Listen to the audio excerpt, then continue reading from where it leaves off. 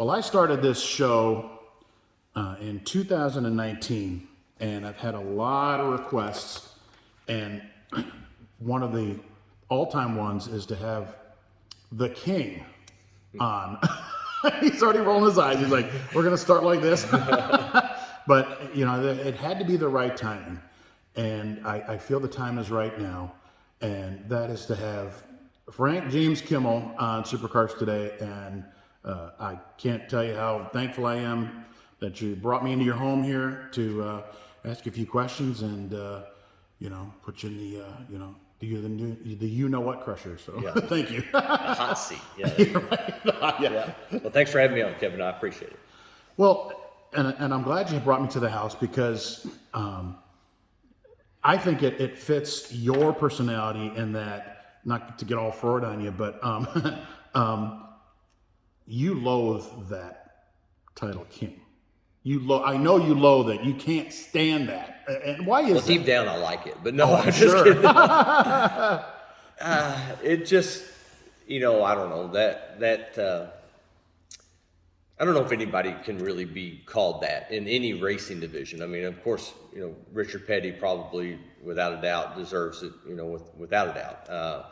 But it's, and I'm sure he probably is not thrilled by that either. Yeah, he doesn't like it either. So I don't really know exactly why it kind of goes against my grain, but it just does. I mean, it's not my personality not to think that way. I mean, King Frank doesn't sound so cool.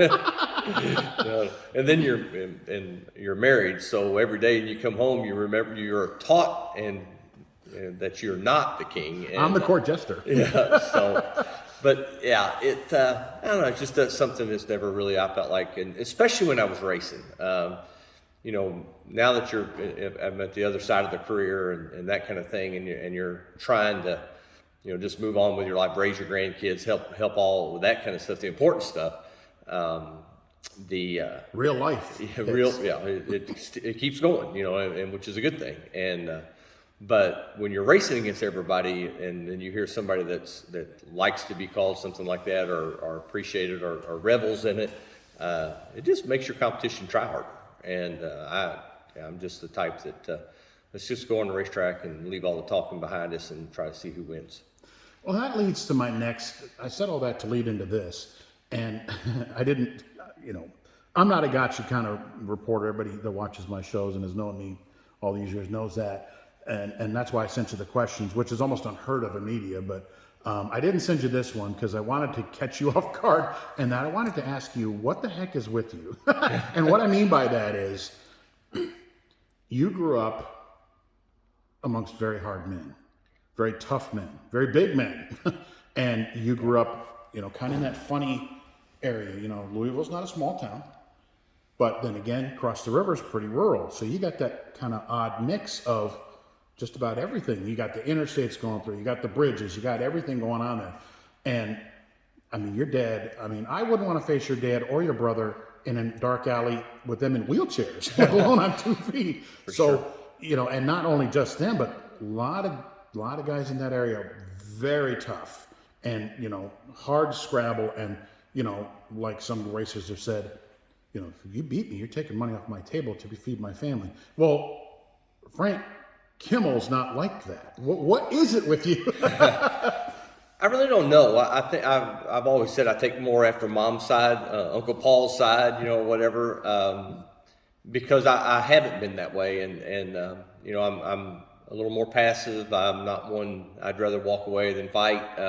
Just have a way that's been all my life, and you know, there's times you have to stand up no matter what. If you're in a race car, if you keep letting them push you, eventually you got to push back a little bit, and I've always felt like that, you know, the best way to beat somebody or show them that you're better than they are is beat them on the racetrack. And Dad took a little bit different approach. I mean, he could beat him in the pits pretty hard too. So I don't mean to make him sound like an ogre. No, I understand.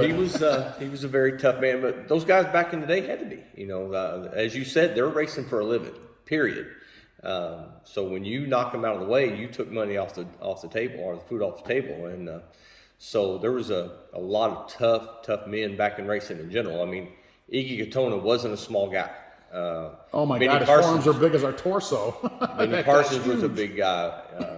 Ramo Stott wasn't a big guy, but tougher than hell. And so there was a lot of really good racers back in the day, but they had to work hard, and that was the way they were making their living. So I was fortunate enough, I got to make a living driving a race car, but I always felt like instead of, balling all up and getting all mad and all that, let me just go try to beat him on the racetrack. And if I could do that, that was the best of both worlds. We didn't tear up race cars, we didn't fight, and I got the money, and that was the important thing. Well, in times when you started coming along, times are changing too.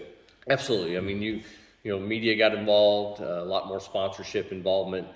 TV, ooh, Yeah, hey, I mean, you can't go out and act like an idiot and keep your sponsors very happy very long. So, yeah, things were changing. I was kind of in the middle of that. At the beginning of it, it wasn't so much, and by the end of it, it had gotten pretty big. You had mentioned your mom and Uncle Paul, so thank you for the segue. We always talk about your dad. We don't talk much about your mom, and not to get all mushy on you, but it looked like you and your mom were very close. I mean, you're not naming cars, Bill. You're naming cars Mabel. Right. And I don't think I ever actually had a conversation with your mom, but I'd see her all the time. Hey, how you doing? Greet her, and she's at the track, she's watching. A, was she a race fan? B, what was she like? What was her occupation? Tell me something about her. Tough woman.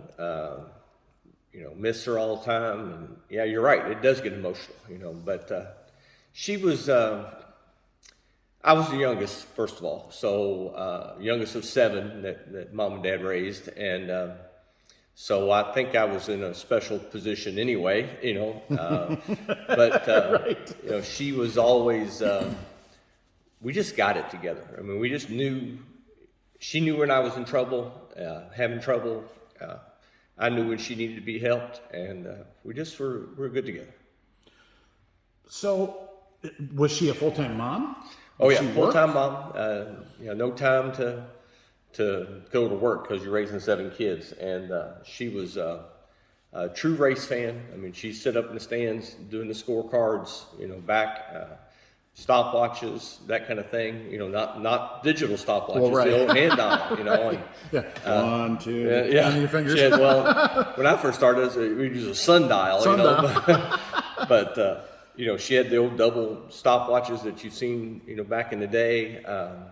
But she, she didn't work on the cars. I mean, she'd clean them, wipe them down, make sure they were ready to go, as far as that. But she'd make dinner and make sure people had food and drinks and all that. So tell me why that was first and then your mom was second. Stand by your man. Yeah. Oh yeah. She definitely was that. She'd stand up and fight whatever it took. She was a tough lady.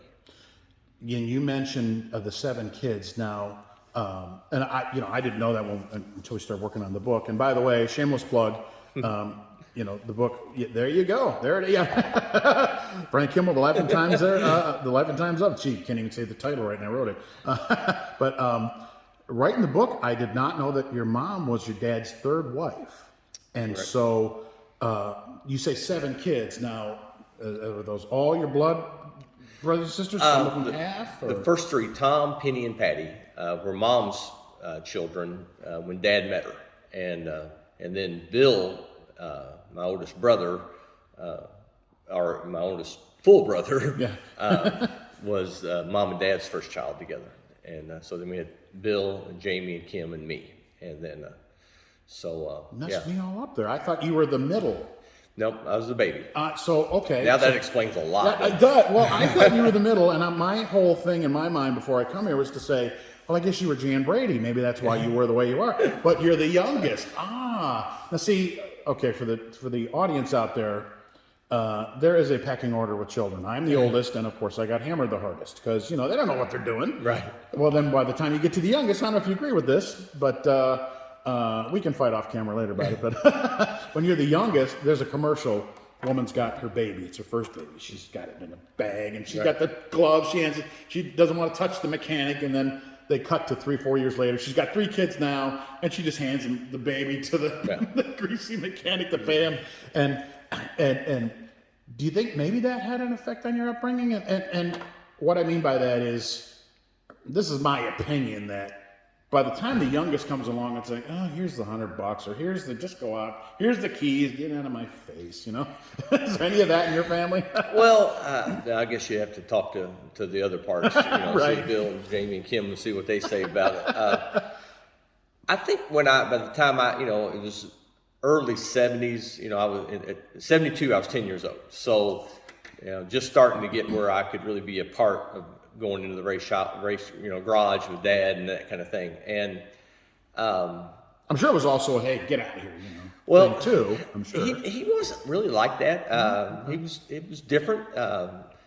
He'd Prove put you out there and yourself, work, of course. and you had to clean. You had to pick up and scrape, and not that the shop was very clean. It was, but and it was all our fault. I mean, always the family, the kids' fault. Where's my tool? Where'd that 9/16 wrench go? What are you And guys wouldn't dare doing say, with it? I don't know, where'd you put it? Yeah, you don't say that. That No. wasn't a good thing.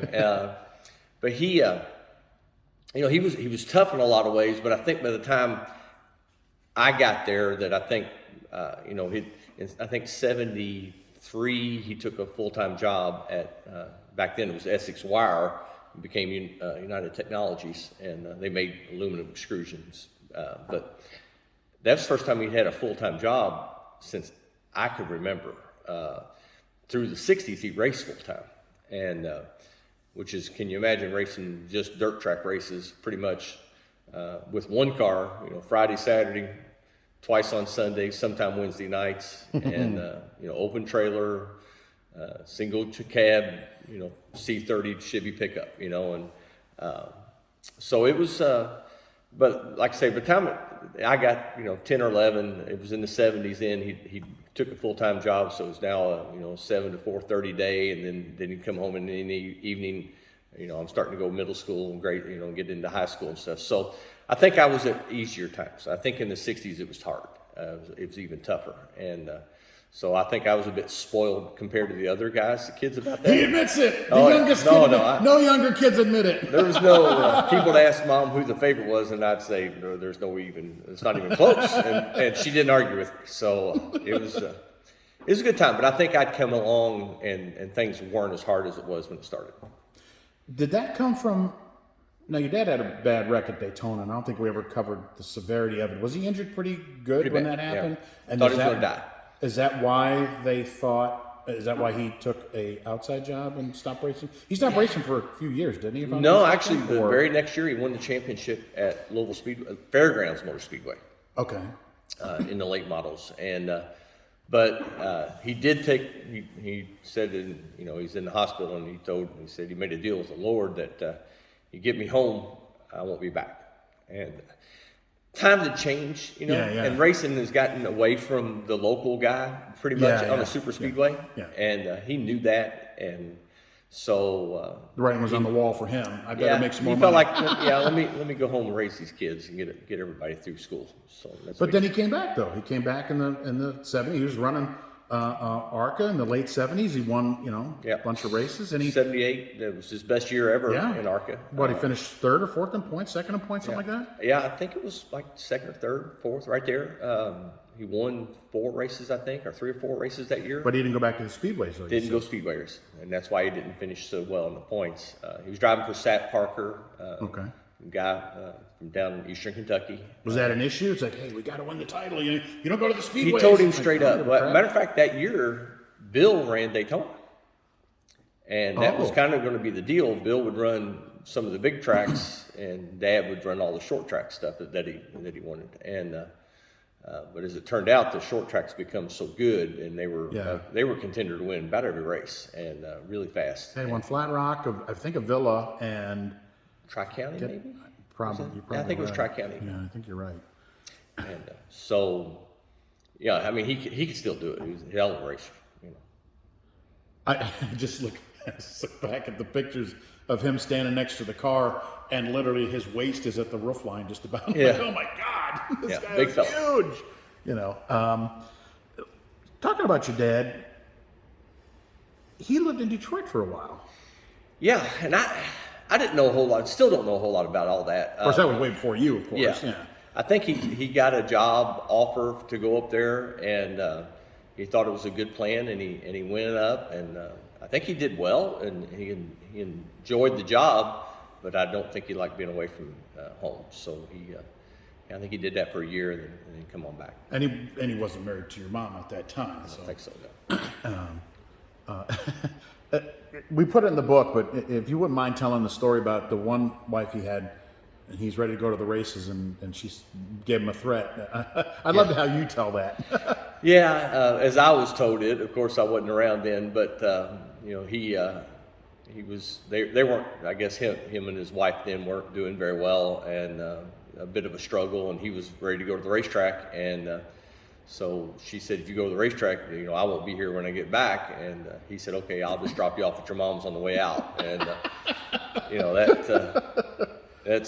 that's old school as it gets, and he was going to do what he was going to do, and if you wanted to be a part of it, great, but don't change it, And, so Mom was so funny. Yeah, I mean, he would like a story of him playing poker at night with, like on a Saturday night when the season was over, and there were a lot of the racers. I mean, Harry Hyde, which is Harry Hogue from Right. the Days of Thunder movies, he was from his area. Louisville. He grew up- Oh he yeah, was right in there. there, Him and yeah. Dad knew each other very, very well, and there was a bunch of them in that deal. And I think Mom broke up one of the card games about midnight one night, and he said Dad had an old wrecker and Mom had a new Buick or something, and he said if I could have caught her, I'd have wrecked her. He said, but she got home first. So, but he said that old horn on that Buick was pretty loud, and people weren't very happy that she was laying on the horn in front of this poker game. So, but yeah, they were actually playing in a junkyard, and I think you have to need to ask Bill because he'll remember it better than I will. But I think it was Harry Hyde's junkyard, and he had the gates shut and wouldn't let anybody else in. It was, it was late, it's like you always would, and they were in there playing cards, and she wasn't happy about it. So, but, Did you see the other wives because of your brothers and sisters at I wouldn't. all, or No. Because No. I mean, if they're coming around, I don't know if they drop them off or there was.